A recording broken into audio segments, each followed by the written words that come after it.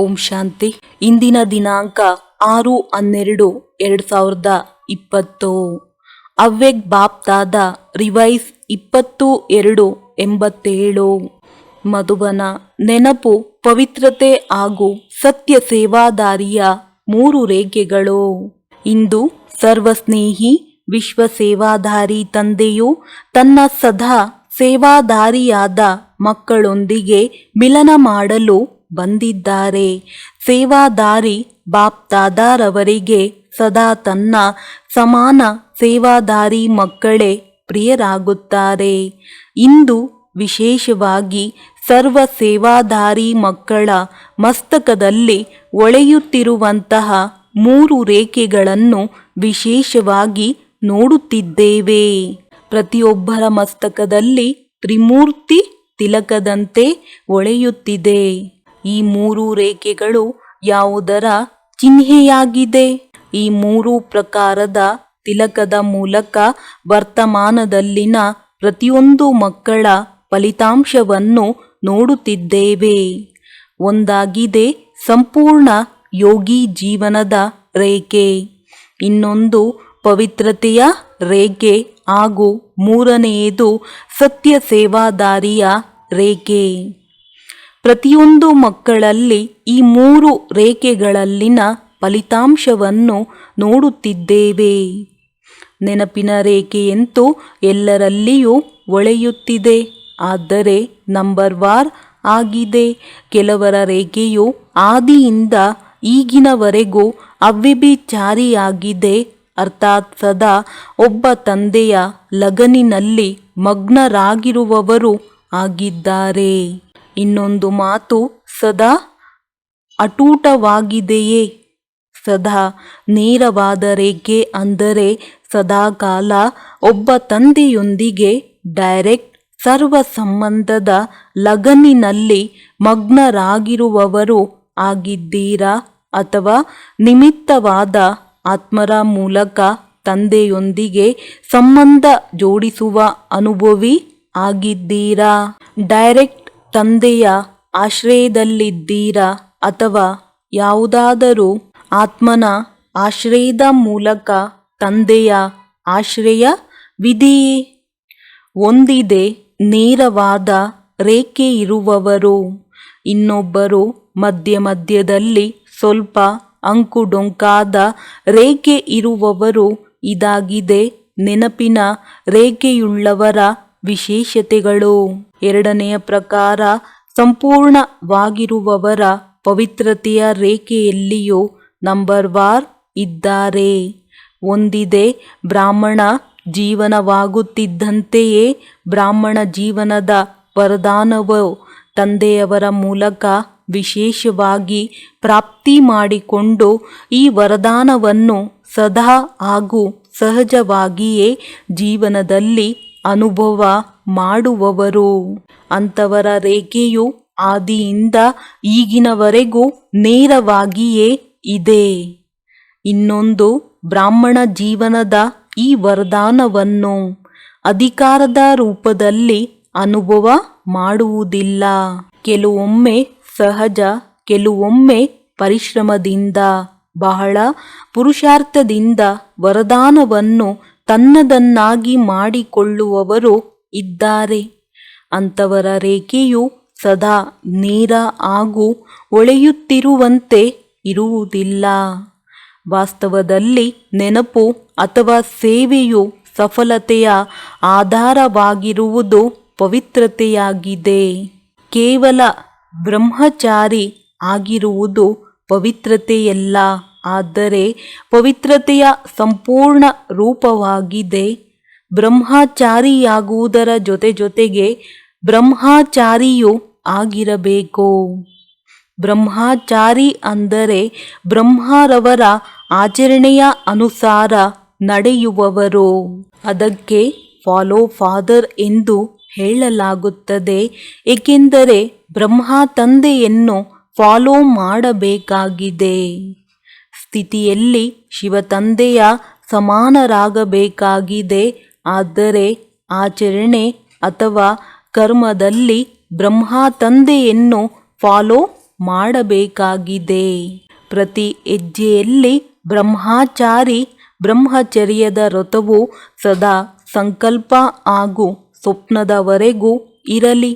ಪವಿತ್ರತೆಯ ಅರ್ಥವಾಗಿದೆ ಸದಾ ತಂದೆಯನ್ನು ಸಂಗಾತಿಯನ್ನಾಗಿ ಮಾಡಿಕೊಳ್ಳುವುದು ಹಾಗೂ ಸದಾ ತಂದೆಯ ಸಂಘದಲ್ಲಿಯೇ ಇರುವುದು. ಸಂಗಾತಿಯನ್ನಾಗಿ ಮಾಡಿಕೊಂಡಿದ್ದೀರಾ? ಮೇರಾ ಬಾಬಾ ಇದೂ ಸಹ ಅವಶ್ಯಕವಿದೆ. ಆದರೆ ಪ್ರತಿ ಸಮಯದಲ್ಲಿ ತಂದೆಯ ಸಂಘದಲ್ಲಿಯೇ ಇರುವುದಕ್ಕೆ ಸಂಪೂರ್ಣ ಪವಿತ್ರತೆ ಎಂದು ಹೇಳಲಾಗುವುದು. ಸಂಘಟನೆಯ ಸಂಘ ಪರಿವಾರದ ಸ್ನೇಹದ ಮರ್ಯಾದೆಯು ಬೇರೆ ಮಾತಾಗಿದೆ ಹಾಗೂ ಅದು ಅವಶ್ಯಕವಿದೆ. ಆದರೆ ಈ ಸಂಘಟನೆಯಲ್ಲಿ ತಂದೆಯ ಕಾರಣವೇ ಸ್ನೇಹದ ಸಂಘವಿದೆ ಎನ್ನುವುದನ್ನು ಮರೆಯಬಾರದು. ಇಲ್ಲಿ ಪರಿವಾರದ ಪ್ರೀತಿ ಇದೆ. ಆದರೆ ಈ ಪರಿವಾರವು ಯಾರದು? ತಂದೆಯದು. ತಂದೆಯೇ ಇಲ್ಲದಿದ್ದರೆ ಪರಿವಾರವೆಲ್ಲಿಂದ ಬರುತ್ತದೆ? ಪರಿವಾರದ ಪ್ರೀತಿ, ಪರಿವಾರದ ಸಂಘಟನೆಯು ಬಹಳ ಚೆನ್ನಾಗಿದೆ. ಆದರೆ ಪರಿವಾರದ ಬೀಜವನ್ನು ಮರೆಯಬಾರದು.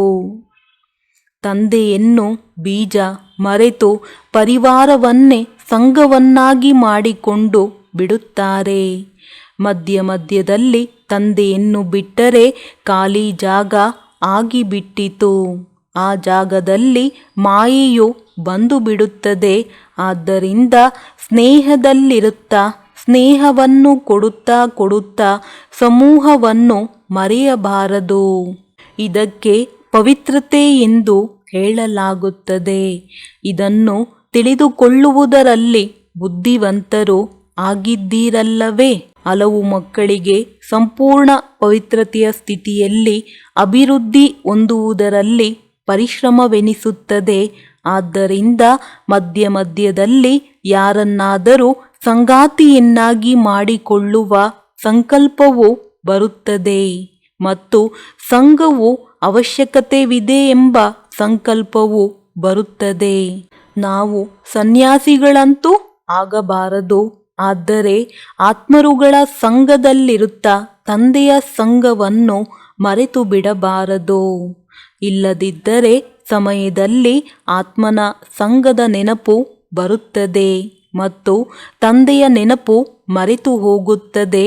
ಅಂದ ಮೇಲೆ ಸಮಯದಲ್ಲಿ ಮೋಸಕ್ಕೊಳಗಾಗುವ ಸಂಭವವಿದೆ.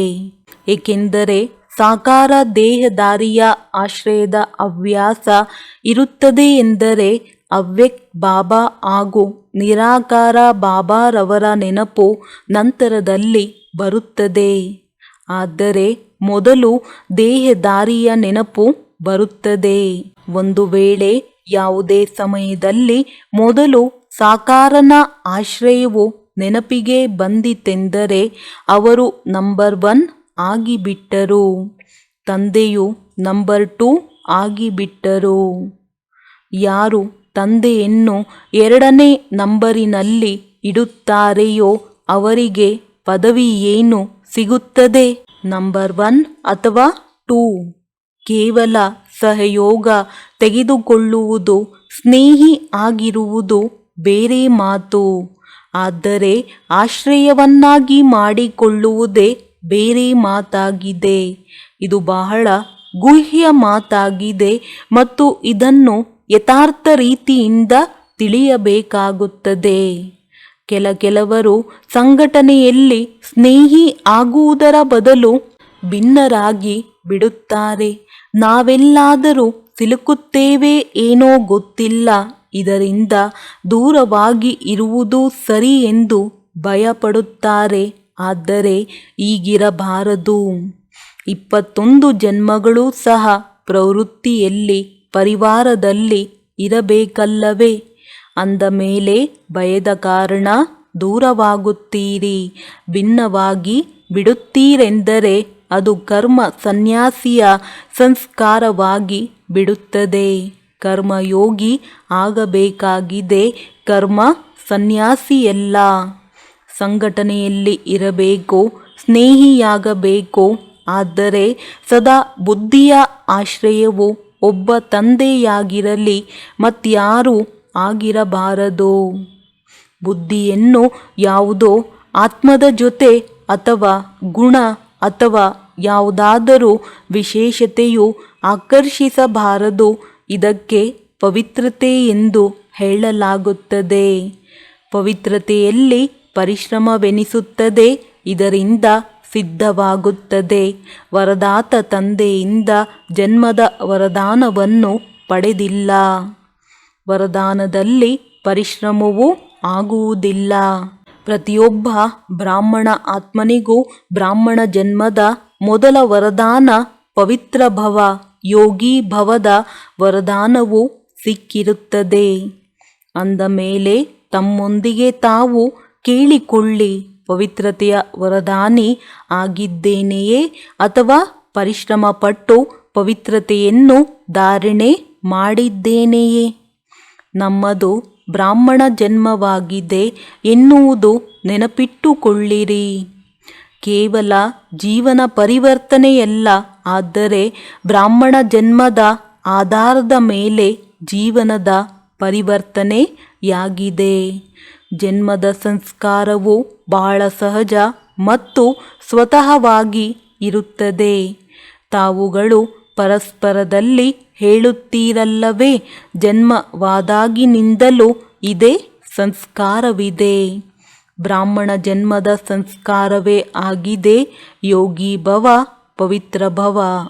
ಇದು ವರದಾನವೂ ಆಗಿದೆ, ಸತ್ಯ ಸಂಸ್ಕಾರವೂ ಆಗಿದೆ. ಒಂದು ಸಂಗಾತಿ, ಇನ್ನೊಂದು ಸಂಘ. ಜೀವನದಲ್ಲಿ ಇವೆರಡು ವಸ್ತುಗಳೇ ಅವಶ್ಯಕವಿದೆ. ಆದ್ದರಿಂದ ಎಲ್ಲರ ಅವಶ್ಯಕತೆಯನ್ನು ತ್ರಿಕಾಲದರ್ಶಿ ತಂದೆಯು ತಿಳಿದುಕೊಂಡು ಶ್ರೇಷ್ಠ ಸಂಗಾತಿ ಹಾಗೂ ಶ್ರೇಷ್ಠ ಸಂಘವನ್ನು ಕೊಡುತ್ತಾರೆ. ವಿಶೇಷವಾಗಿ ಡಬಲ್ ವಿದೇಶಿ ಮಕ್ಕಳಿಗೆ ಇವೆರಡೂ ಸಿಕ್ಕಿವೆಯಲ್ಲವೇ? ಸಂಗಾತಿಯು ಸಿಕ್ಕಿದರೆ ಅಥವಾ ಹುಡುಕಾಟದಲ್ಲಿ ಇದ್ದೀರಾ?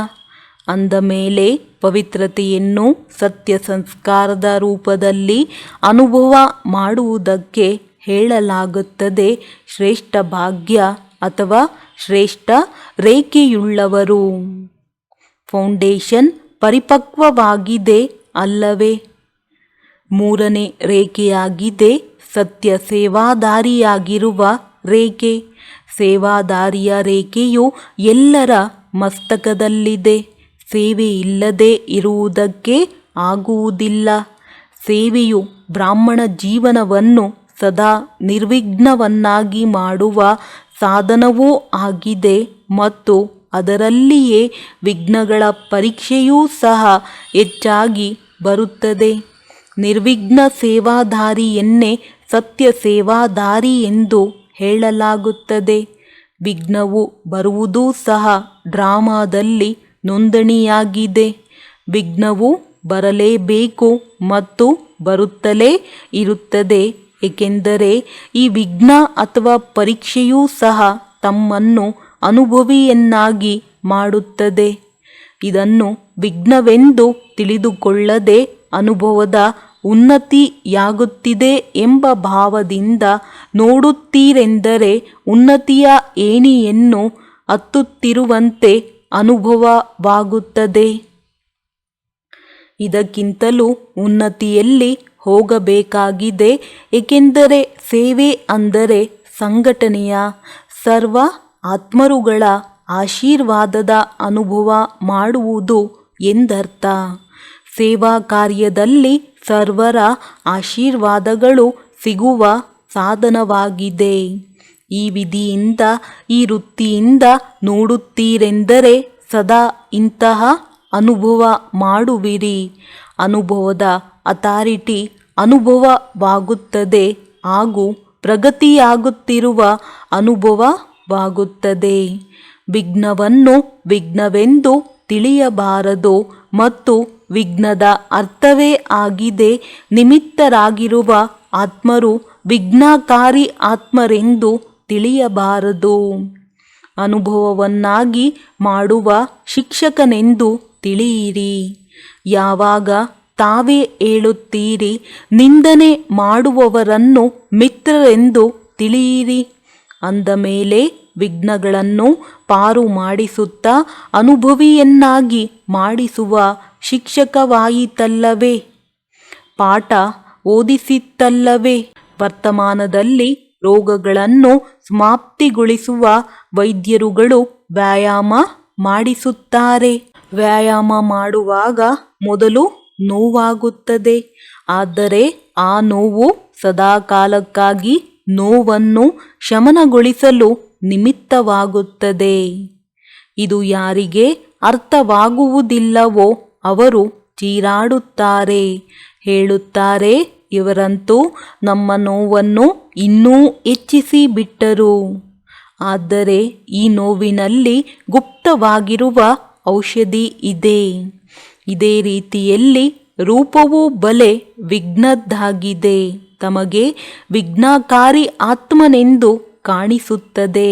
ಆದರೆ ಅದೇ ವಿಘ್ನವು ಸದಾಕಾಲದ ವಿಘ್ನಗಳಿಂದ ಪಾರು ಮಾಡಿಸಲು, ಅಚಲನನ್ನಾಗಿ ಮಾಡಿಸಲು ನಿಮಿತ್ತನಾಗುತ್ತದೆ. ಆದ್ದರಿಂದ ಸದಾ ನಿರ್ವಿಘ್ನ ಸೇವಾದಾರಿಗೆ ಸತ್ಯ ಸೇವಾದಾರಿ ಎಂದು ಹೇಳಲಾಗುತ್ತದೆ. ಇಂತಹ ಶ್ರೇಷ್ಠ ರೇಖೆಯುಳ್ಳವರನ್ನು ಸತ್ಯ ಸೇವಾದಾರಿ ಎಂದು ಕರೆಯಲಾಗುತ್ತದೆ. ಸೇವೆಯ ಸಫಲತೆಗೆ ಸಹಜ ಆಧಾರ ಸದಾ ಸ್ವಚ್ಛ ಬುದ್ಧಿ, ಸ್ವಚ್ಛ ವೃತ್ತಿ ಹಾಗೂ ಸ್ವಚ್ಛ ಕರ್ಮವಿರುವುದು. ಯಾವಾಗ ಯಾವುದೇ ಸೇವಾ ಕಾರ್ಯವನ್ನು ಆರಂಭಿಸುತ್ತೀರೆಂದರೆ ಮೊದಲು ಇದನ್ನು ಪರಿಶೀಲನೆ ಮಾಡಿರಿ. ತಮ್ಮ ಬುದ್ಧಿಯಲ್ಲಿ ಯಾವುದೇ ಆತ್ಮನ ಬಗ್ಗೆ ಸ್ವಚ್ಛತೆಗೆ ಬದಲಾಗಿ ಕಳೆದು ಹೋದ ಯಾವುದೇ ಮಾತುಗಳ ಸ್ಮೃತಿಯು ಅಂಶದಷ್ಟಿದ್ದರೂ ಅದೇ ದೃಷ್ಟಿ ವೃತ್ತಿಯಿಂದ ನೋಡುವುದು ಮತ್ತು ಮಾತನಾಡುವುದು ಇದೆಯೇ ಅಂದಾಗ ಇದರಿಂದ ಸೇವೆಯಲ್ಲಿ ಸ್ವಚ್ಛತೆಯಿಂದ ಸಂಪೂರ್ಣ ಸಫಲತೆ ಏನಾಗಬೇಕೋ ಅದಾಗುವುದಿಲ್ಲ. ಕಳೆದು ಹೋದ ಮಾತುಗಳನ್ನು ಅಥವಾ ವೃತ್ತಿ ಮುಂತಾದವೆಲ್ಲವನ್ನು ಸಮಾಪ್ತಿಗೊಳಿಸುವುದೇ ಸ್ವಚ್ಛತೆಯಾಗಿದೆ. ಕಳೆದು ಹೋಗಿರುವುದರ ಬಗ್ಗೆ ಸಂಕಲ್ಪ ಮಾಡುವುದೂ ಸಹ ಸ್ವಲ್ಪ ಪರ್ಸೆಂಟೇಜಿನಲ್ಲಿ ಪಾಪವಾಗಿದೆ. ಸಂಕಲ್ಪವೂ ಸಹ ಸೃಷ್ಟಿಯನ್ನೇ ನಿರ್ಮಾಣ ಮಾಡಿಬಿಡುತ್ತದೆ. ವರ್ಣನೆ ಮಾಡುವುದಂತೂ ದೊಡ್ಡ ಮಾತೇ ಆಗಿದೆ. ಆದರೆ ಸಂಕಲ್ಪ ಮಾಡುವುದರಿಂದಲೂ ಹಳೆಯ ಸಂಕಲ್ಪಗಳ ಸ್ಮೃತಿಯು ಅದರಂತೆಯೇ ಸೃಷ್ಟಿ ಅಥವಾ ವಾಯುಮಂಡಲವನ್ನು ಮಾಡಿಬಿಡುತ್ತದೆ. ಅನಂತರ ಹೇಳುವುದೇನು? ನಾನೇನು ಹೇಳಿದ್ದೇನಲ್ಲವೇ, ಅದೇ ರೀತಿ ಆಯಿತಲ್ಲವೇ? ಆದರೆ ಆಗಿದ್ದೇನೋ? ತಮ್ಮ ಬಲಹೀನ ವ್ಯರ್ಥ ಸಂಕಲ್ಪಗಳ ವ್ಯರ್ಥ ವಾಯುಮಂಡಲದ ಸೃಷ್ಟಿಯಾಯಿತು. ಆದ್ದರಿಂದ ಸದಾ ಸತ್ಯ ಸೇವಾದಾರಿಗಳು ಅರ್ಥಾತ್ ಹಳೆಯ ಪ್ರಕಂಪನಗಳನ್ನು ಸಮಾಪ್ತಿಗೊಳಿಸುವವರು. ಯಾವ ರೀತಿ ವಿಜ್ಞಾನಿಗಳು ಶಸ್ತ್ರದಿಂದ ಶಸ್ತ್ರವನ್ನು ಸಮಾಪ್ತಿ ಮಾಡಿಬಿಡುತ್ತಾರೆ, ಒಂದು ವಿಮಾನದಿಂದ ಇನ್ನೊಂದು ವಿಮಾನವನ್ನೇ ಬೀಳಿಸಿ ಬಿಡುತ್ತಾರೆ. ಯುದ್ಧ ಮಾಡುತ್ತಾರೆಂದರೆ ಸಮಾಪ್ತಿ ಮಾಡಿ ಬಿಡುತ್ತಾರಲ್ಲವೇ? ಅಂದ ಮೇಲೆ ತಮ್ಮ ಶುದ್ಧ ಪ್ರಕಂಪನಗಳನ್ನು ಇಮರ್ಜ್ ಮಾಡಿಸಲು ಸಾಧ್ಯವಿದೆ ಮತ್ತು ವ್ಯರ್ಥ ಪ್ರಕಂಪನಗಳನ್ನು ಸಮಾಪ್ತಿಗೊಳಿಸಲು ಸಾಧ್ಯವಿದೆ. ಅಂದರೆ ಸಂಕಲ್ಪವು ಸಂಕಲ್ಪವನ್ನು ಸಮಾಪ್ತಿಗೊಳಿಸಲು ಸಾಧ್ಯವಿದೆ. ಒಂದು ವೇಳೆ ತಮ್ಮಲ್ಲಿ ಶಕ್ತಿಶಾಲಿ ಸಮರ್ಥ ಸಂಕಲ್ಪವಿದೆ ಎಂದರೆ ವ್ಯರ್ಥವನ್ನು ಅವಶ್ಯವಾಗಿ ಸಮಾಪ್ತಿ ಮಾಡುತ್ತದೆ. ತಿಳಿಯಿತೆ? ಸೇವೆಯಲ್ಲಿ ಮೊದಲು ಸ್ವಚ್ಛತೆ ಅರ್ಥಾತ್ ಪವಿತ್ರತೆಯ ಶಕ್ತಿ ಇರಬೇಕು. ಈ ಮೂರು ರೇಖೆಗಳು ಹೊಳೆಯುತ್ತಿರುವುದನ್ನು ನೋಡುತ್ತಿದ್ದೇವೆ. ಸೇವೆಯ ವಿಶೇಷತೆಗಳ ಹಾಗೂ ಅನೇಕ ಮಾತುಗಳನ್ನು ಕೇಳಿದ್ದೀರಿ.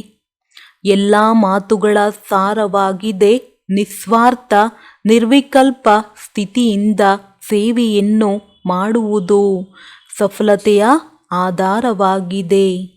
ಇಂತಹ ಸೇವೆಯಲ್ಲಿಯೇ ಸ್ವಯಂ ತಾವೂ ಸಂತುಷ್ಟ ಹಾಗೂ ಹರ್ಷಿತವಾಗಿರುತ್ತೀರಿ ಮತ್ತು ಅನ್ಯರೂ ಸಹ ಸಂತುಷ್ಟವಾಗಿರುತ್ತಾರೆ. ಸೇವೆ ಇಲ್ಲದೆ ಸಂಘಟನೆಯಾಗುವುದಿಲ್ಲ. ಸಂಘಟನೆಯಲ್ಲಿ ಅನೇಕ ಪ್ರಕಾರದ ಮಾತುಗಳು, ಅನೇಕ ವಿಚಾರಗಳು, ಭಿನ್ನ ಭಿನ್ನ ವಿಧಿಗಳು, ಸಾಧನಗಳು ಇವೆಲ್ಲವೂ ಆಗಲೇಬೇಕು.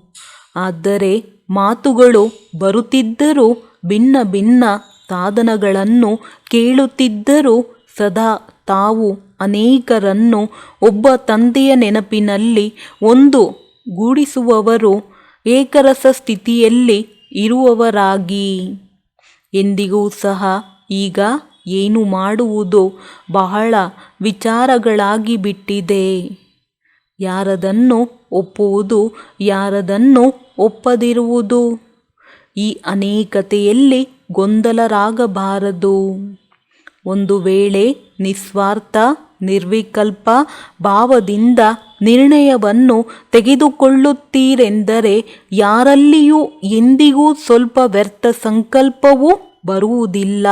ಏಕೆಂದರೆ ಯಾರೂ ಸಹ ಸೇವೆ ಇಲ್ಲದೆ ಇರಲು ಸಾಧ್ಯವಿಲ್ಲ, ನೆನಪಿನಲ್ಲಿರದೆ ಇರಲು ಸಾಧ್ಯವಿಲ್ಲ. ಆದ್ದರಿಂದ ಸೇವೆಯನ್ನು ವೃದ್ಧಿಗೊಳಿಸುತ್ತಾ ಸಾಗಿರಿ. ಸ್ವಯಂ ತಮ್ಮನ್ನು ಸಹ ಸ್ನೇಹ, ಸಹಯೋಗ ಹಾಗೂ ನಿಸ್ವಾರ್ಥ ಭಾವದಿಂದ ವೃದ್ಧಿ ಮಾಡಿರಿ. ತಿಳಿಯಿತೆ? ಬಾಪ್ದಾದಾರವರಿಗೆ ಖುಷಿಯಿದೆ. ದೇಶ ವಿದೇಶದ ಎಲ್ಲ ಹಿರಿಯ ಕಿರಿಯರೆಲ್ಲರೂ ಉಮಂಗ ಉತ್ಸಾಹದಿಂದ ಸೇವೆಯ ಪ್ರಮಾಣವನ್ನು ಕೊಟ್ಟಿದ್ದಾರೆ. ವಿದೇಶದ ಸೇವೆಯಲ್ಲಿಯೂ ಸಹ ಸಫಲತೆಯಿಂದ ಕಾರ್ಯ ಸಂಪನ್ನವಾಗಿದೆ ಹಾಗೂ ದೇಶದಲ್ಲಿಯೂ ಎಲ್ಲರ ಸಹಯೋಗದಿಂದ ಸರ್ವ ಕಾರ್ಯಗಳು ಸಂಪನ್ನವಾಗಿದೆ, ಸಫಲವಾಗಿದೆ. ಬಾಪ್ದಾದಾರವರು ಮಕ್ಕಳಲ್ಲಿರುವ ಸೇವೆಯ ಲಗನ್ ನೋಡುತ್ತಾ ಹರ್ಷಿತವಾಗುತ್ತಾರೆ. ಎಲ್ಲರಲ್ಲಿ ತಂದೆಯನ್ನು ಪ್ರತ್ಯಕ್ಷಗೊಳಿಸುವ ಲಕ್ಷ್ಯವು ಬಹಳ ಚೆನ್ನಾಗಿದೆ ಮತ್ತು ತಂದೆಯ ಸ್ನೇಹದಲ್ಲಿ ಪರಿಶ್ರಮವನ್ನು ಪ್ರೀತಿಯಲ್ಲಿ ಪರಿವರ್ತನೆ ಮಾಡಿ ಕಾರ್ಯದ ಪ್ರತ್ಯಕ್ಷ ಫಲವನ್ನು ತೋರಿಸಿದರು. ಎಲ್ಲ ಮಕ್ಕಳು ವಿಶೇಷವಾಗಿ ಸೇವೆಗಾಗಿಯೇ ಬಂದಿದ್ದಾರೆ. ಇದಕ್ಕಾಗಿ ಬಾಪ್ದಾದಾರವರೂ ಸಹ ವಾ ಮಕ್ಕಳೇ ವಾ ಎಂಬ ಹಾಡನ್ನು ಹಾಡುತ್ತಾರೆ. ಕೆಲವರು ಮಾಡಿದರು, ಕೆಲವರು ಮಾಡಲಿಲ್ಲ ಎನ್ನುವುದಿಲ್ಲವೇ ಇಲ್ಲ. ಎಲ್ಲರೂ ಸೇವೆಯನ್ನು ಬಹಳ ಚೆನ್ನಾಗಿ ಮಾಡಿದ್ದೀರಿ. ಸ್ಥಾನವು ಬಲೆ ಚಿಕ್ಕದಾಗಿರಲಿ ಅಥವಾ ದೊಡ್ಡದಾಗಿರಲಿ, ಆದರೆ ಚಿಕ್ಕ ಸ್ಥಾನದವರೂ ಸಹ ಕಡಿಮೆ ಸೇವೆ ಮಾಡಲಿಲ್ಲ. ಆದ್ದರಿಂದ ಸರ್ವಶ್ರೇಷ್ಠ ಭಾವನೆಗಳು ಹಾಗೂ ಶ್ರೇಷ್ಠ ಕಾಮನೆಗಳಿಂದ ಕಾರ್ಯವು ಬಹಳ ಚೆನ್ನಾಗಿ ನಡೆಯಿತು ಮತ್ತು ಸದಾ ಚೆನ್ನಾಗಿ ಆಗುತ್ತಿರುತ್ತದೆ. ಸಮಯ ಸಂಕಲ್ಪವನ್ನು ಬಹಳ ಚೆನ್ನಾಗಿ ಉಪಯೋಗ ಮಾಡಿದ್ದೀರಿ. ಯೋಜನೆಯನ್ನು ಮಾಡಿದ್ದೀರೆಂದರೆ ಸಂಕಲ್ಪವನ್ನು ಮಾಡಿದ್ದೀರಲ್ಲವೇ? ಇದರಲ್ಲಿ ತನುವಿನ ಶಕ್ತಿಯನ್ನು ಉಪಯೋಗಿಸಲಾಯಿತು, ಧನದ ಶಕ್ತಿಯನ್ನು, ಸಂಘಟನೆಯ ಶಕ್ತಿಯನ್ನು ಉಪಯೋಗಿಸಲಾಯಿತು. ಎರಡು ಕಡೆಗಳಲ್ಲಿ ದೇಶ ಹಾಗೂ ವಿದೇಶ ಸರ್ವ ಶಕ್ತಿಗಳ ಆಹುತಿಗಳಿಂದ ಸೇವೆಯ ಯಜ್ಞ ಸಫಲವಾಯಿತು. ಕಾರ್ಯವು ಬಹಳ ಚೆನ್ನಾಗಿತ್ತು. ಈ ಕಾರ್ಯವು ಸರಿಯಾಗಿತ್ತೆ ಅಥವಾ ಇಲ್ಲವೇ ಎನ್ನುವ ಮಾತೇ ಇಲ್ಲ. ಸದಾ ಸರಿಯಾಗಿಯೇ ಇದೆ ಮತ್ತು ಸದಾ ಸರಿಯಾಗಿರುತ್ತದೆ. ಭಲೆ ಮಲ್ಟಿ ಮಿಲಿಯನ್ ಪೀಸ್ ಕಾರ್ಯವಾಗಿದೆ, ಭಲೆ ಗೋಲ್ಡನ್ ಜೂಬ್ಲಿಯ ಕಾರ್ಯವಾಗಿದೆ. ಎರಡೂ ಕಾರ್ಯಗಳು ಸುಂದರವಾಗಿತ್ತು. ಈ ಕಾರ್ಯವನ್ನು ಯಾವ ವಿಧಿಯಿಂದ ಮಾಡಲಾಯಿತು ಅದು ಸಹ ಸರಿಯಾಗಿತ್ತು. ಕೆಲವೊಂದು ಕಡೆ ಪ್ರಸಿದ್ಧ ಮಾಡುವುದಕ್ಕಾಗಿ ಅಂತಹ ವಸ್ತುವನ್ನೇ ಇಡಲಾಗುತ್ತದೆ. ಪರದೆಯ ಇನ್ನಷ್ಟು ಮೌಲ್ಯವನ್ನು ಹೆಚ್ಚಿಸುತ್ತದೆ ಮತ್ತು ಇನ್ನೂ ಹೆಚ್ಚಿನ ಉತ್ಸುಕತೆಯನ್ನು ತರಿಸುತ್ತದೆ. ಇದರಲ್ಲೇನಿದೆ? ಪರದೆಯೊಳಗೆ ಅವಶ್ಯವಾಗಿ ಏನೋ ಇರಬಹುದು ಎಂದು. ಆದರೆ ಇದೇ ಪರದೆಯು ಪ್ರತ್ಯಕ್ಷತೆಯು ಪರದೆಯಾಗಿ ಬಿಡುತ್ತದೆ. ಈಗ ಆ ಧರಣಿಯು ತಯಾರಾಗುತ್ತಿದೆ. ಹೇಗೆ ಧರಣಿಯಲ್ಲಿ ಎಂತಹ ಬೀಜವನ್ನು ಬಿತ್ತಲಾಗುತ್ತದೆಯೋ ಅದು ಒಳಗೆ ಗುಪ್ತವಾಗಿ ಬಿಡಲಾಗುತ್ತದೆ. ಬೀಜವನ್ನು ಹೊರಗೆ ಇಡುವುದಿಲ್ಲ, ಒಳಗೆ ಗುಪ್ತವಾಗಿ ಇಡಲಾಗುತ್ತದೆ. ಬಿತ್ತನೆ ಮಾಡುವಾಗ ಮತ್ತು ಗುಪ್ತವಾಗಿರುವ ಬೀಜದ ಪ್ರತ್ಯಕ್ಷ ಸ್ವರೂಪವೇ ಫಲ ಅಥವಾ ವೃಕ್ಷವಾಗಿರುತ್ತದೆ. ಅಂದ ಮೇಲೆ ಈಗ ಬೀಜವನ್ನು ಬಿತ್ತಲಾಗಿದೆ. ವೃಕ್ಷವು ಸ್ವತಃವಾಗಿಯೇ ವೇದಿಕೆಯಲ್ಲಿ ಬರುತ್ತಿರುತ್ತದೆ. ಖುಷಿಯಲ್ಲಿ ನರ್ತಿಸುತ್ತಿದ್ದೀರಲ್ಲವೇ? ವಾ ಬಾಬಾ, ಇದನ್ನಂತೂ ಹೇಳುತ್ತೀರಿ. ಆದರೆ ವಾ ಸೇವಾ ಎಂದು ಸಹ ಹೇಳುತ್ತೀರಿ. ಒಳ್ಳೆಯದು. ಬಾಪ್ದಾದಾರವರು ಎಲ್ಲ ಸಮಾಚಾರಗಳನ್ನು ಕೇಳಿದರು. ಈ ಸೇವೆಯಲ್ಲಿ ಯಾವ ದೇಶ ವಿದೇಶದ ಸಂಘಟನೆಯಿಂದ ವರ್ಗಗಳ ಸೇವೆ ಆಯಿತು. 4 ಕಡೆಗಳಲ್ಲಿಯೂ ಒಂದೇ ಸಮಯದಲ್ಲಿ ಒಂದೇ ಧ್ವನಿಯು ಪ್ರಸಿದ್ಧವಾಗುವ ಅಥವಾ ಹರಡುವ ಸಾಧನವು ಚೆನ್ನಾಗಿದೆ. ಇನ್ನು ಮುಂದೆ ಯಾವುದೇ ಕಾರ್ಯಕ್ರಮವನ್ನು ಮಾಡಿರಿ, ಆದರೆ ಒಂದೇ ಸಮಯದಲ್ಲಿ ದೇಶ ವಿದೇಶದ 4 ಕಡೆಗಳಲ್ಲಿ ಒಂದೇ ಪ್ರಕಾರದ ಸೇವೆಯನ್ನು ಮಾಡಿ. ನಂತರ ಸೇವೆಯ ಫಲಸ್ವರೂಪವನ್ನು ಮಧುಬನದಲ್ಲಿ ಸಂಘಟನೆಯ ರೂಪದಲ್ಲಾಗಲಿ 4 ಕಡೆಯಲ್ಲಿ ಒಂದೇ ಪ್ರಕಾರದಲ್ಲಾಗುವ ಕಾರಣದಿಂದ ಎಲ್ಲರಲ್ಲಿಯೂ ಉಮಂಗ ಉತ್ಸಾಹವಿರುತ್ತದೆ ಮತ್ತು 4 ಕಡೆಗಳಲ್ಲಿ ಆತ್ಮಿಕ ರೇಸ್ ಆಗುತ್ತದೆ. ರೀಸ್ ಅಲ್ಲ. ನಾವು ಇನ್ನೂ ಬಹಳಷ್ಟು ಸೇವೆಗಳ ಪ್ರಮಾಣವನ್ನು ಕೊಡಬೇಕು. ಈ ಉಮಂಗದಿಂದ 4 ಕಡೆಗಳಲ್ಲಿ ಹೆಸರು ಪ್ರಸಿದ್ಧವಾಗಿ ಬಿಡುತ್ತದೆ. ಆದ್ದರಿಂದ ಯಾವುದಾದರೂ ವರ್ಗಗಳನ್ನು ಮಾಡಿರಿ, ಆದರೆ ಇಡೀ ವರ್ಷ 4 ಕಡೆಗಳಲ್ಲಿ ಒಂದೇ ರೂಪರೇಖೆ ಇರುವ ಸೇವೆಯ ಕಡೆ ಗಮನವಿರಲಿ.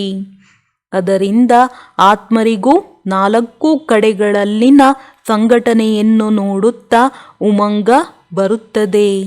ಉನ್ನತಿಯಾಗುವ ಅವಕಾಶವೂ ಸಿಗುತ್ತದೆ. ಈ ವಿಧಿಯಿಂದ ಯೋಜನೆಗಳನ್ನು ಮಾಡುತ್ತಾ ಮುಂದುವರಿಯುತ್ತಿರಿ. ಮೊದಲು ತಮ್ಮ ತಮ್ಮ ಪ್ರಾಂತ್ಯಗಳಲ್ಲಿ ಆ ವರ್ಗದವರ ಸೇವೆಯನ್ನು ಮಾಡುತ್ತಾ ಚಿಕ್ಕ ಚಿಕ್ಕ ಸಂಘಟನೆಗಳ ರೂಪದಲ್ಲಿ ಕಾರ್ಯವನ್ನು ಮಾಡುತ್ತೀರಿ. ಹಾಗೂ ಆ ಸಂಘಟನೆಗಳಲ್ಲಿ ಯಾರು ವಿಶೇಷ ಆತ್ಮರಾಗಿರುತ್ತಾರೆ ಅವರನ್ನು ಇಂತಹ ದೊಡ್ಡ ಸಂಘಟನೆಗಳಲ್ಲಿ ಮಧುಬನ ಬರುವುದಕ್ಕಾಗಿ ತಯಾರು ಮಾಡಿ. ಆದರೆ ಪ್ರತಿಯೊಂದು ಸೇವಾ ಕೇಂದ್ರ ಅಥವಾ ಸುತ್ತಮುತ್ತಲಿರುವ ಸೇವಾ ಕೇಂದ್ರದವರು ಸೇರಿಕೊಂಡು ಮಾಡಿರಿ. ಏಕೆಂದರೆ ಕೆಲವರು ಇಲ್ಲಿಯವರೆಗೆ ತಲುಪುವುದಕ್ಕೆ ಸಾಧ್ಯ ಆಗುವುದಿಲ್ಲ. ಆದ್ದರಿಂದ ಅಲ್ಲಿ ಯಾವ ಕಾರ್ಯಕ್ರಮವು ಆಗುತ್ತದೆಯೋ ಅದರಿಂದ ಅವರಿಗೆ ಲಾಭವಾಗುತ್ತದೆ. ಮೊದಲು ಚಿಕ್ಕ ಚಿಕ್ಕ ಸ್ನೇಹ ಮಿಲನ ಮಾಡಿರಿ. ನಂತರ ಝೋನ್ನವರನ್ನು ಸೇರಿಸಿ ಸಂಘಟನೆ ಮಾಡಿರಿ. ನಂತರ ಮಧುಬನದ ದೊಡ್ಡ ಸಂಘಟನೆಯಾಗಲಿ. ಯಾವುದೇ ಸೇವೆಯನ್ನು ಮಾಡುತ್ತೀರಿ ಅದು ದೇಶ ವಿದೇಶಗಳಲ್ಲಿ ಒಂದೇ ಟಾಪಿಕ್ ಆಗಿರಲಿ ಮತ್ತು ಒಂದೇ ವರ್ಗದ್ದಾಗಿರಲಿ. ಅಂತಹ ಟಾಪಿಕ್ ಇರುತ್ತವೆ ಯಾವುದರಲ್ಲಿ 2-4 ವರ್ಗದವರನ್ನು ಸೇರಿಸಬಹುದು. ವಿಶಾಲವಾದ ಟಾಪಿಕ್ ಆಗಿದ್ದರೆ 2-3 ವರ್ಗದವರನ್ನು ಸೇರಿಸಬಹುದು. ಈಗ ದೇಶ ವಿದೇಶದಲ್ಲಿ ಧರ್ಮಶಕ್ತಿ, ರಾಜ್ಯಶಕ್ತಿ ಹಾಗೂ ವಿಜ್ಞಾನ ಶಕ್ತಿ ಮೂರರಲ್ಲಿ ಉದಾಹರಣೆ ತಯಾರು ಮಾಡಿರಿ. ಒಳ್ಳೆಯದು. ಸರ್ವ ಪವಿತ್ರತೆಯ ವರದಾನದ ಅಧಿಕಾರಿ ಆತ್ಮರಿಗೆ ಸದಾ ಏಕರಸ ನಿರಂತರ ಯೋಗಿ ಜೀವನದ ಅನುಭವಿ ಆತ್ಮರಿಗೆ ಸದಾ ಪ್ರತಿ ಸಂಕಲ್ಪ ಪ್ರತಿ ಸಮಯದಲ್ಲಿಯೂ ಸತ್ಯ ಸೇವಾದಾರಿ ಆಗಿರುವ ಶ್ರೇಷ್ಠಾತ್ಮರಿಗೆ ವಿಶ್ವಸ್ನೇಹಿ ವಿಶ್ವ ಸೇವಾಧಾರಿ ಬಾಪ್ದಾದಾರವರ ನೆನಪು ಪ್ರೀತಿ ಹಾಗೂ ನಮಸ್ತೆ. ವರದಾನ: ಕಂಬೈನ್ ಸ್ವರೂಪದ ಸ್ಮೃತಿಯ ಮೂಲಕ ಸ್ಮೃತಿ ಸ್ವರೂಪರನ್ನಾಗಿ ಮಾಡುವಂತಹ ನಿರಂತರ ಯೋಗಿ ಭವ. ಯಾವ ಮಕ್ಕಳು ಸ್ವಯಂ ಅನ್ನು ತಂದೆಯವರ ಜೊತೆಯ ಕಂಬೈನ್ ಅನುಭವವನ್ನು ಮಾಡುತ್ತಾರೆಯೋ ಅವರಿಗೆ ಸ್ವತಃವಾಗಿಯೇ ನಿರಂತರ ಯೋಗಿ ಭವದ ವರದಾನವು ಸಿಗುತ್ತದೆ. ಏಕೆಂದರೆ ಅವರೆಲ್ಲಿಯೇ ಇರಬಹುದು, ಅವರಿಗೆ ಮಿಲನದ ಮೇಳವಾಗುತ್ತಿರುತ್ತದೆ.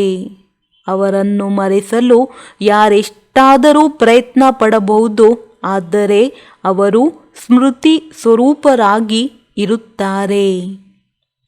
ಇಂತಹ ಸ್ಮೃತಿ ಸ್ವರೂಪ ಮಕ್ಕಳು ತಂದೆಯವರಿಗೆ ಅತಿ ಪ್ರಿಯರಾಗಿದ್ದಾರೆ. ಅವರೇ ನಿರಂತರ ಯೋಗಿಯಾಗಿದ್ದಾರೆ. ಏಕೆಂದರೆ ಪ್ರೀತಿಯ ಸಂಕೇತವಾಗಿದೆ ಸ್ವತಃ ನೆನಪಿನಲ್ಲಿರುವುದು. ಮಾಯೆಯು ಅವರ ಸಂಕಲ್ಪವೆಂಬ ಉಗುರನ್ನೂ ಸಹ ಅಲುಗಾಡಿಸಲು ಸಾಧ್ಯವಾಗುವುದಿಲ್ಲ.